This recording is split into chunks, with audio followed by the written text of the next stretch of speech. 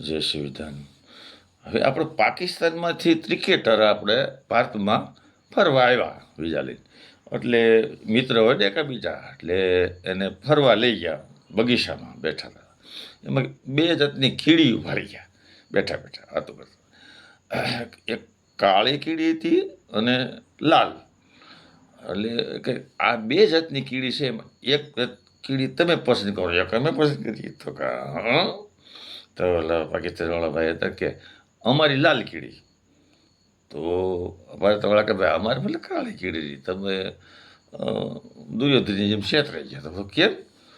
તો કે આજે કાળી કીડી છે ને, એની રફતાર તમે નહીં જોઈ હોય, એટલી એની ઝડપ ને રફતાર. એમ? હા. તો મારો ફૂક મારીને એટલી બધી ભાગી કીડી, આમ રોકેટની જેમ આટો વાટી ગઈ, ફફડાટી કરતી ગઈ.